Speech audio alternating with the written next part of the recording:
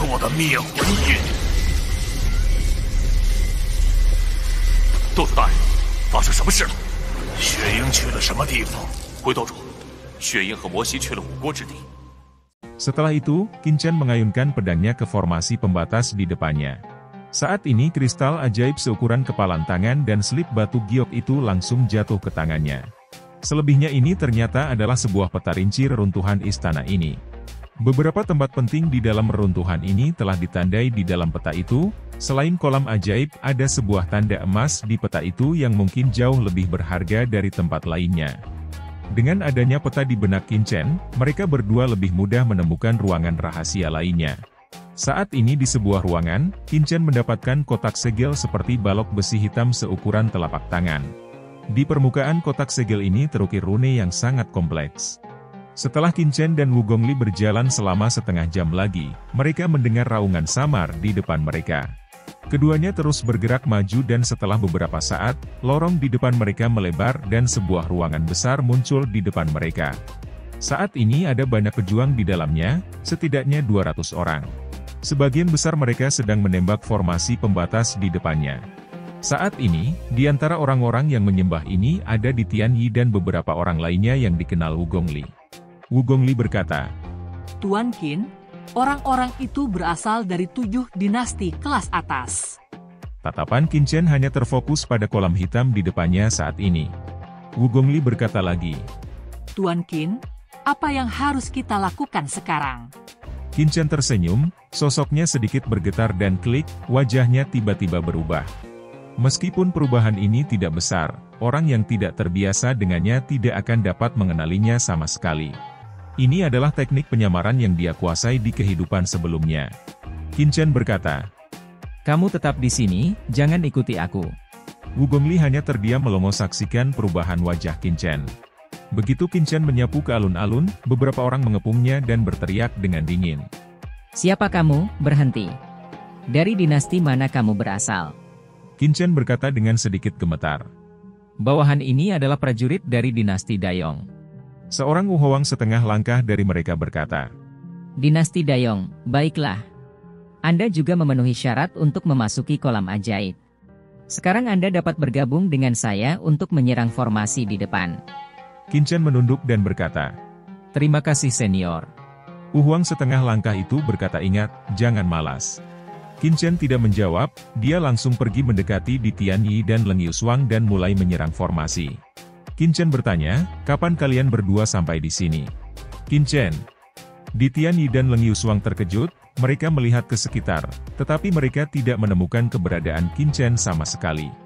Qin Chen berkata lagi, jangan melihat ke belakang, aku berada di sebelahmu. Jangan sampai orang-orang itu curiga.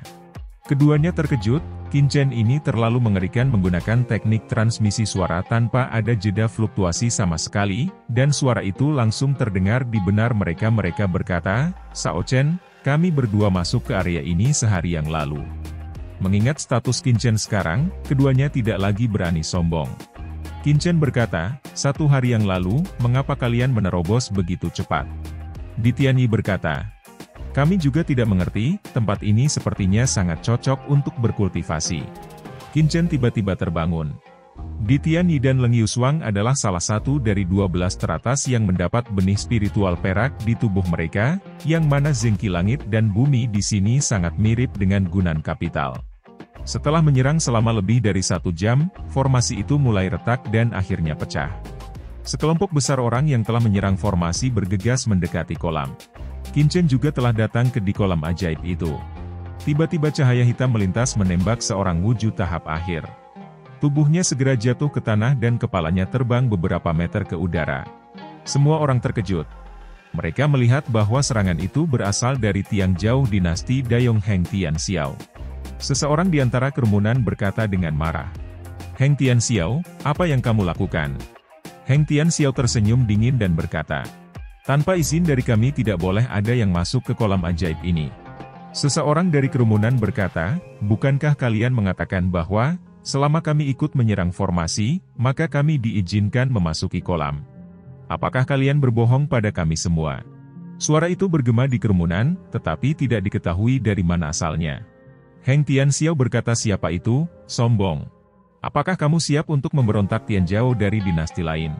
Zhai Zuo juga berkata, jangan khawatir. Apa yang kami janjikan kepada kalian semua tentu saja akan dipenuhi. Setiap orang memiliki waktu 1 jam untuk berkultivasi. Setelah itu segera keluar dan pergi dari sini. Wajah semua orang berubah meskipun kandungan energi sejati di kolam ajaib ini sangat tinggi. Hampir tidak mungkin bagi mereka untuk benar-benar menerobos. Jika hanya diberikan waktu 1 jam. Tapi tidak ada pilihan yang lebih baik. Segera hampir 200 seniman bela diri memasuki kolam ajaib itu dan mulai berlatih di sana. Qin Chen juga telah memasuki kolam itu dan duduk di dasar kolam. Kolam sirih hitam dengan aura yang dingin, tidak ada yang tahu berapa banyak kristal ajaib yang ada di dasar kolam ini, tetapi dengan begitu banyak orang di sini tidak dapat dihindari bahwa seseorang pasti akan menemukan kristal ajaib itu. Benar saja, salah satu Zun segera merasakan 3 tonjolan keras di bawah pantatnya, jelas itu adalah 3 kristal ajaib di dasar kolam itu. Dengan diam-diam dia mengambil 3 kristal ajaib itu dan menyembunyikannya ke cincin penyimpanannya. Lalu secara tiba-tiba sebuah cahaya putih melayang dan menebas ke arahnya dan kepala Zun itu segera pecah.